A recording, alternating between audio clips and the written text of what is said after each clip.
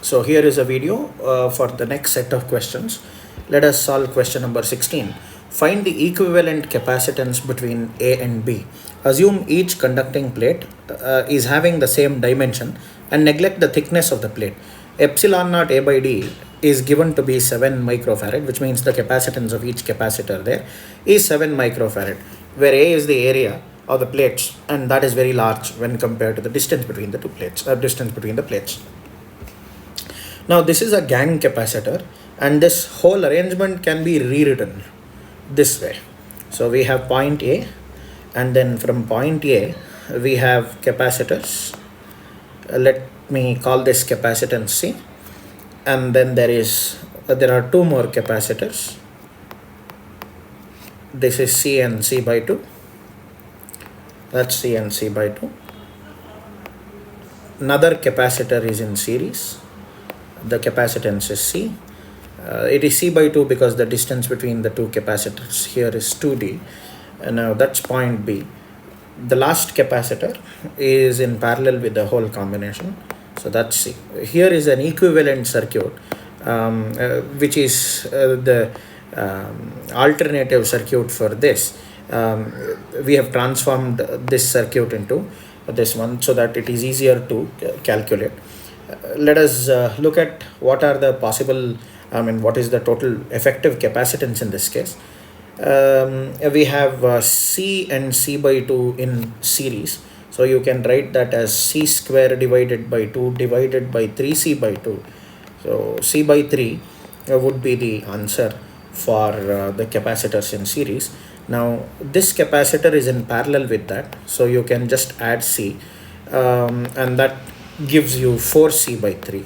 Now 4C by C3 is in series with the C here.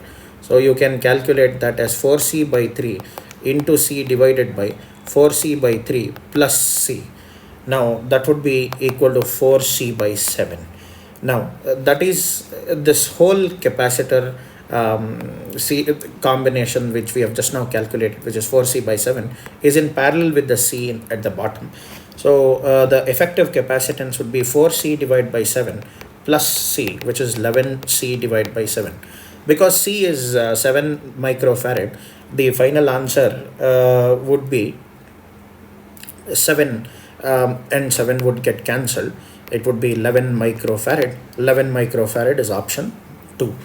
So that's how you would solve the question. Let's go further. Try and solve question number 17. The capacitor plates are fixed on an inclined plane and connected to a battery of EMF E. The capacitor plates have an area A, length L, and the distance between them is D. A dielectric slab of mass M and dielectric constant K is inserted into the capacitors and tied to mass M by a massless string as shown in the figure. Find the value of M, capital M, for which the slab will stay in equilibrium. There is no friction between the plates, is what the question says. Here is the mass, small m, and the tension holds it up this way. There is the electrostatic force trying to pull this in between the two plates. And then there is mg sine theta that's acting parallel to the plane, theta being 30 degree in this case.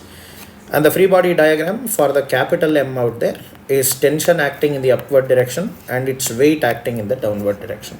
Writing an equation for this one, it's mg equal to T, and here T is equal to F plus mg divided by 2, because sine 30 is 1 by 2.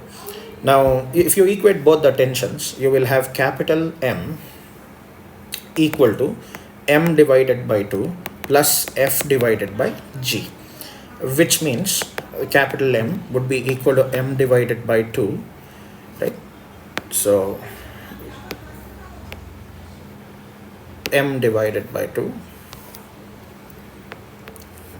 plus the force that is acting on the dielectric was spoken about in the class. We'll just use that result, E square into epsilon naught A into K minus 1 divided by 2LGD. So that is the answer for the mass that is to be connected there, which matches with option A or option 1. So let's continue. Question number 18. Find the charge that will flow through the wire AB if the switch S is closed. The capacitance of the capacitor shown in the figure is C. Each capacitor there has a capacitance C. Now, when the switch is open, the diagram is given there, but I'm going to redraw the whole diagram. We can just write the whole circuit this way.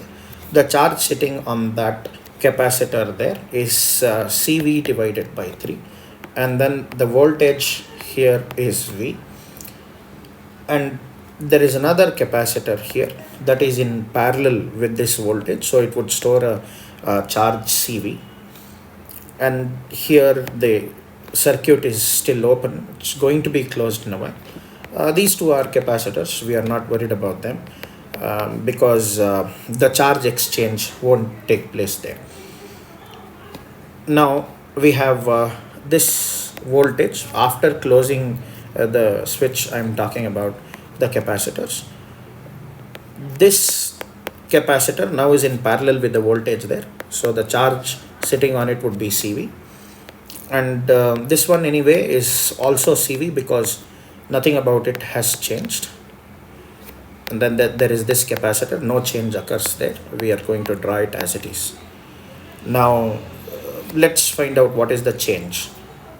The change in charge on capacitor 1 can be computed as final charge minus the initial charge, which is CV by 3, which is equal to 2CV divided by 3. 2CV by 3 is option 4. Let's go further and solve question number 19. 3 large plates are arranged as shown. How much charge will flow through the key if it is closed? So how do you go about solving such problems? Well, there are 3 plates. Let me draw out these plates. Again, just like in the previous sum, we are going to draw 2 situations. One situation where the switch is open and the other situation where the switch is closed. Just drawing the 3 plates once again.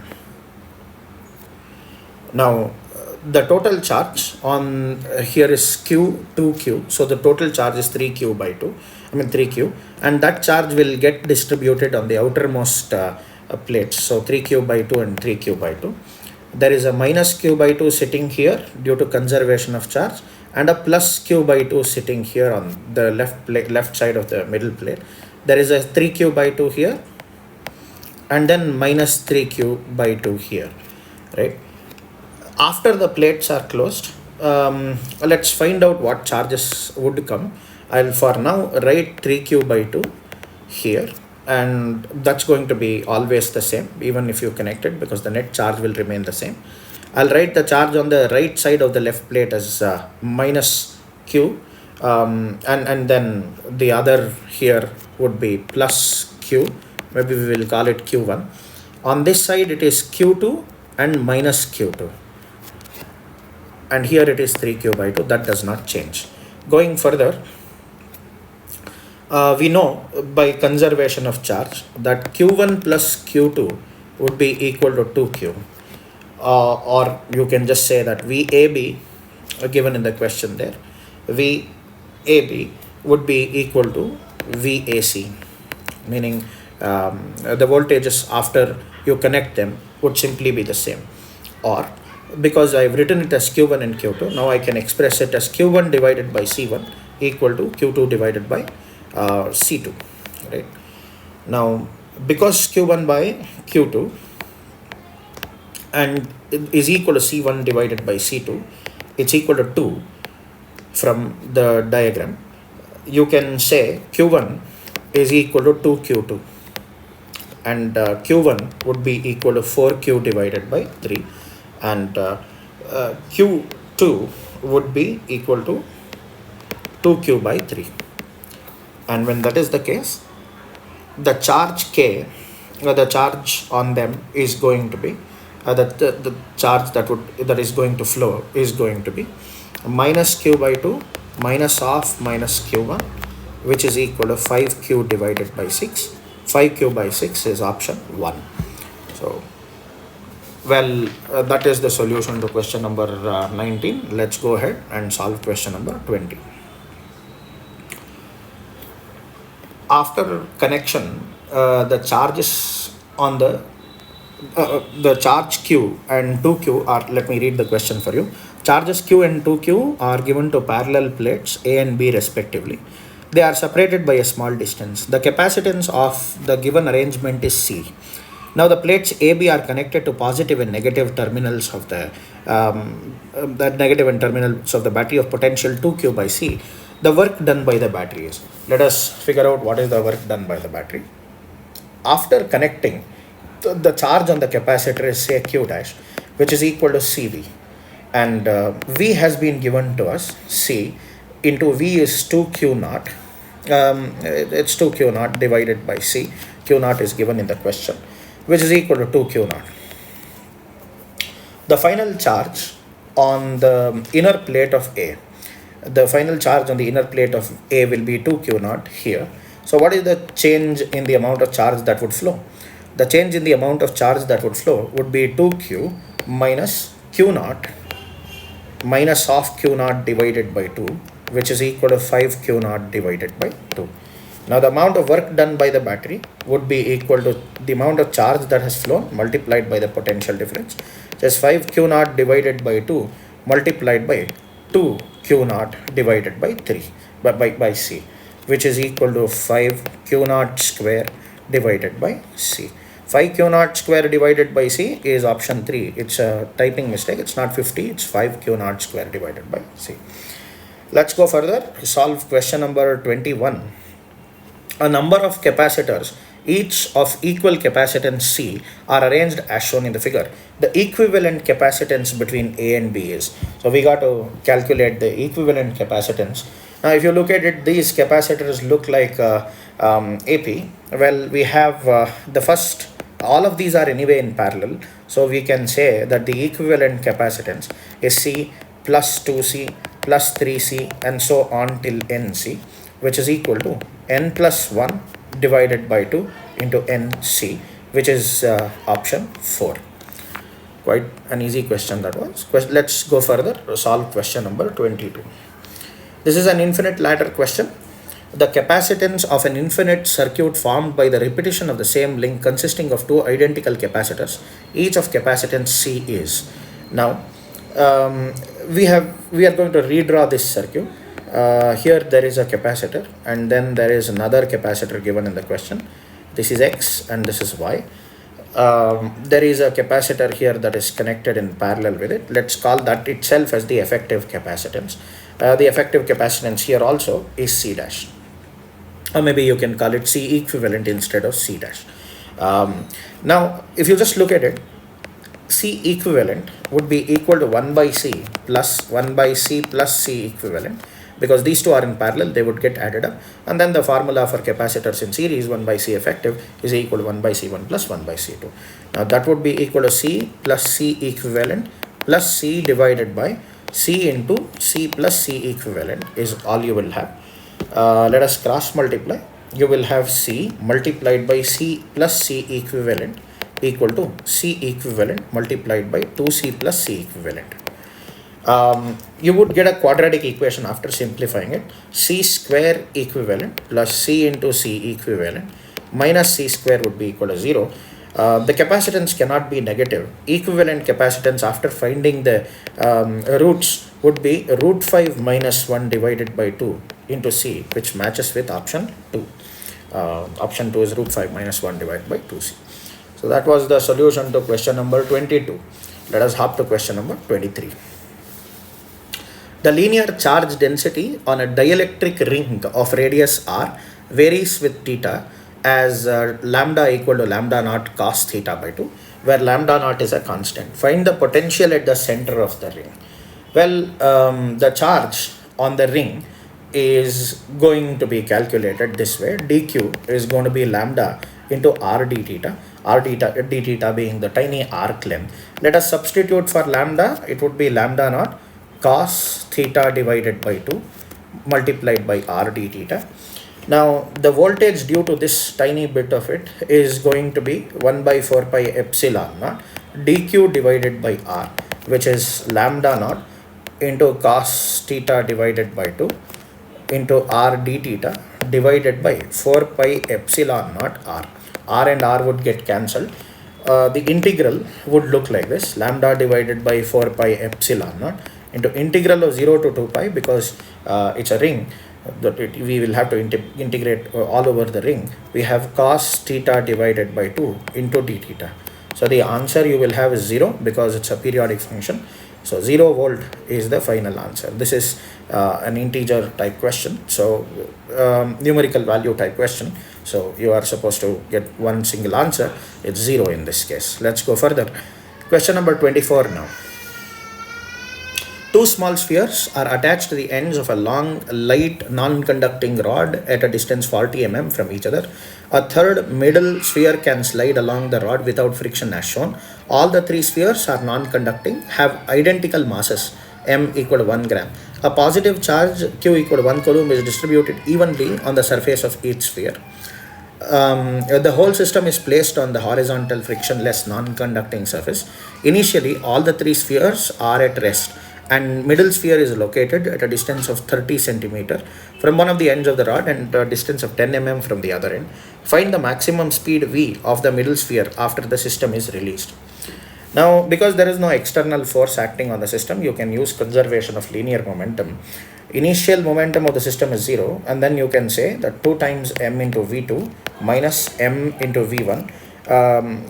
That's the equation for conservation of momentum. Now, what would be v2? V2 is going to be equal to v1 divided by 2.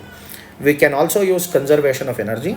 Potential energy of the ball here, let me call it PB, equal to the kinetic energy plus potential energy, because potential energy is going to stay.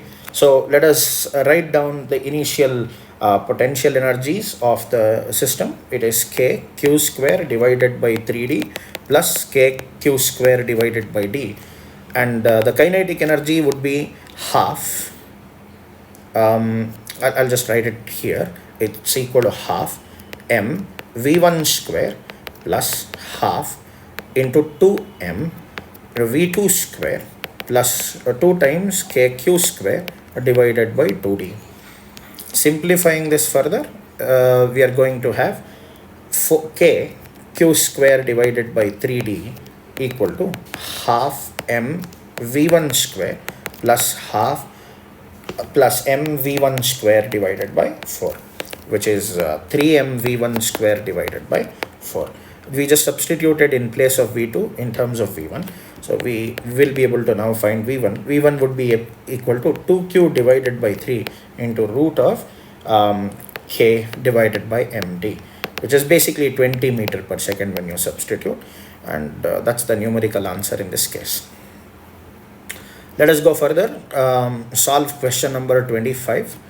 Question number 25 says the figure shows 4 situations in which plus q, plus 4q, minus q and minus 4q, where q is greater than 0, are fixed on an axis. In how many situations are there points to the left of the charges where electron would be in equilibrium? Electron would be in equilibrium where the electric field is 0, and quite visibly there is going to be a point in the first system here, and there is going to be another place where you can find in the second system at this place. At both of these places, the electric field can be 0, and because of which the net force acting on the electron would be 0. So I would say situation 1 and situation 2, you can put the electron at rest in equilibrium towards the left. So that was the solution to question number 25. Let's hop to question number 26 now.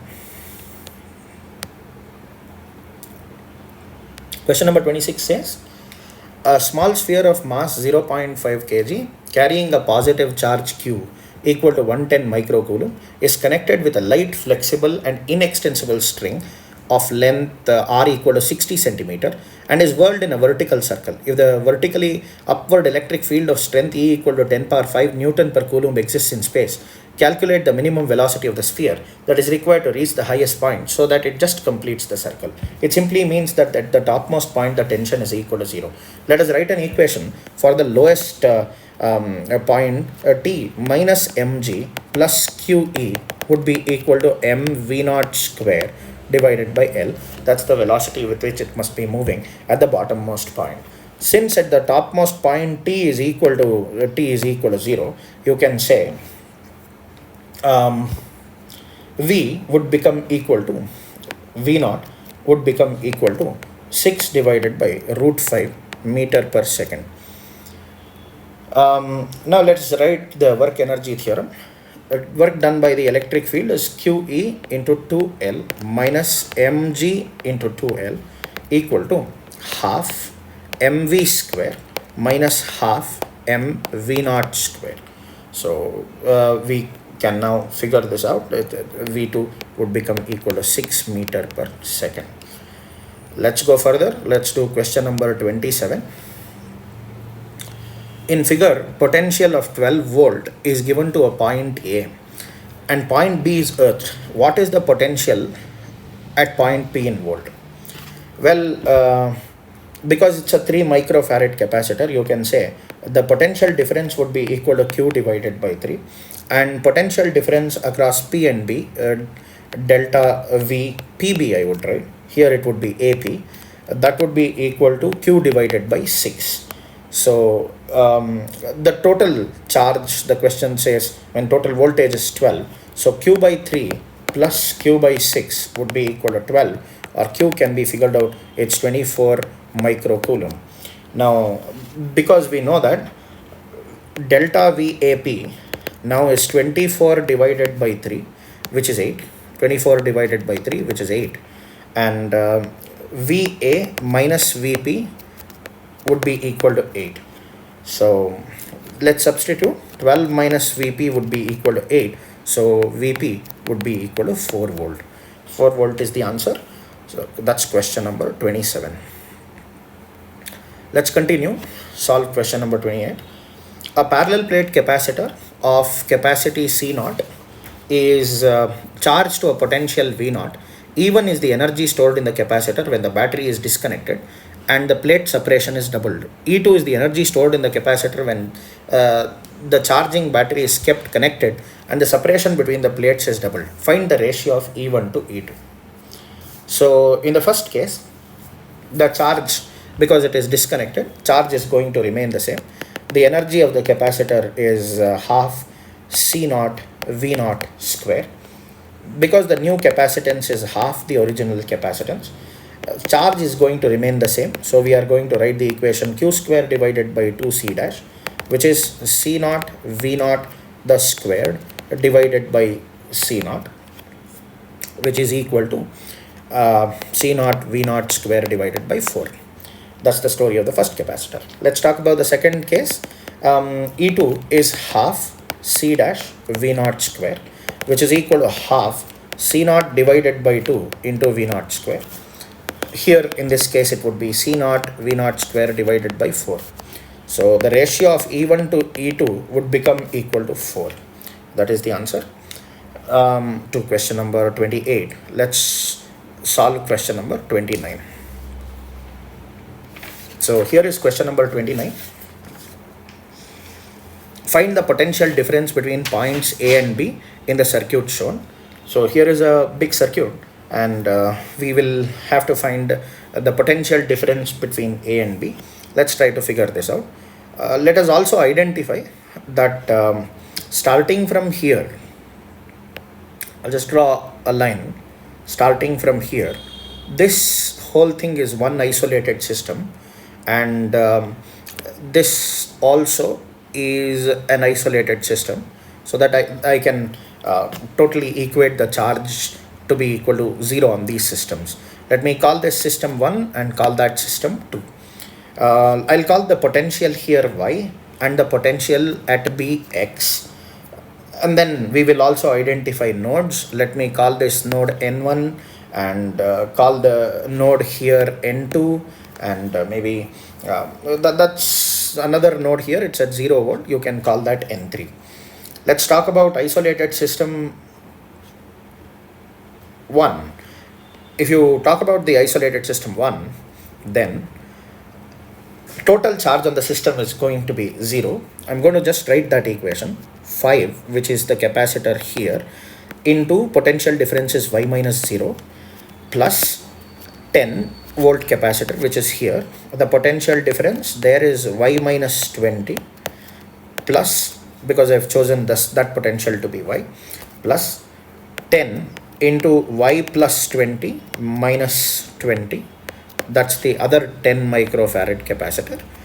And then we have 5 multiplied by y plus 20 minus 10, which is equal to 0. This is the total charge of system 1 equated to 0.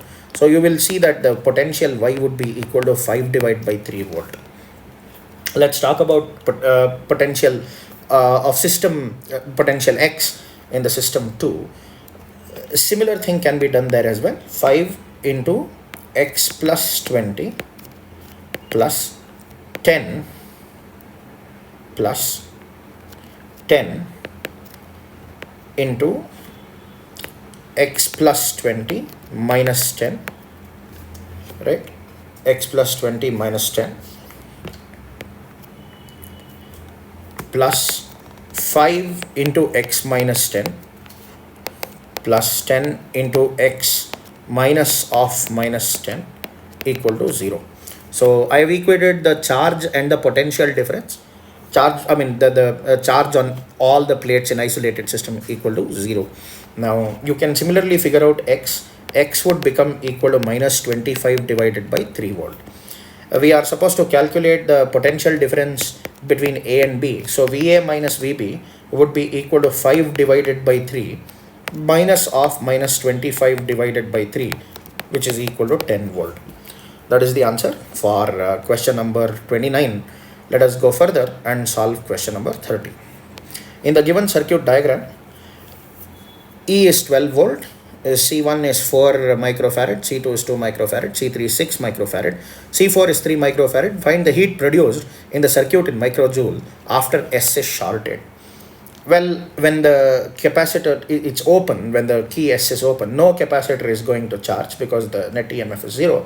But when S is closed, the whole circuit starts to look like this. It's a 12 volt battery, and then there is this 4 microfarad capacitor, and after that there is a 2 microfarad capacitor, and that is in series with a 6 microfarad capacitor here.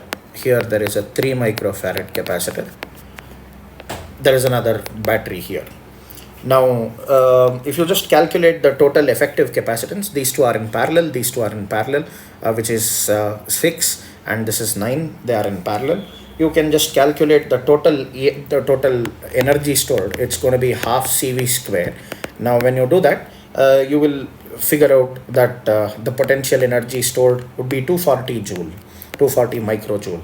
The work done by the battery is always going to be double, which is 480 microjoule. Now, how much is the heat produced? The amount of heat produced is going to be 240 microjoule. So that is the answer for the 30th question. These are the set of JEE questions, and if there are any doubts about it, students are requested to reach out. Thank you so much.